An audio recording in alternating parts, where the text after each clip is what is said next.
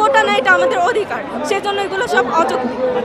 এখন দিব্যা বলে তারা তাদের নিজেদের পরিচয় দিচ্ছে, আমরা তাদেরকে ছোট করব না, তারা আমাদের উঁচু পদে আছে, তারা আমাদেরকে দিব্যা বলুক, বড় ভাই তারা, আমরা তাদেরকে কিছু বলবো না। আর আমাদের দাবি যদি অযৌক্তিক হয়, তাদের 3 দফা দাবি কি, সেটাই তো আসলে অযৌক্তিক। আমরা সেই 3 দফা দাবির বিরুদ্ধে নেমেছি, এটাই হচ্ছে। আমরা উপসহকারী প্রকৌশলী মানে তো ইঞ্জিনিয়ার, তাহলে আমরা ইঞ্জিনিয়ার কিভাবে হলাম না?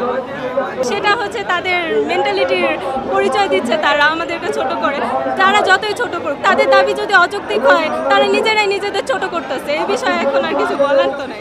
আন্দোলনের মাধ্যমে এটাই বলতে চাচ্ছি, সারা বাংলাদেশকে বলতে চাচ্ছি, তাদের এই 3 দফা দাবি অযৌক্তিক। তাদের এই অযৌক্তিক দাবিতে কেউ যাতে কোনো কিছু না করে, আমাদের নিজেদের ডিপ্লোমা উন্নয়নের কাজে যাতে তারা অর্থ ব্যয় করে, আমাদের পক্ষে থাকে, আমরা এটাই চাই।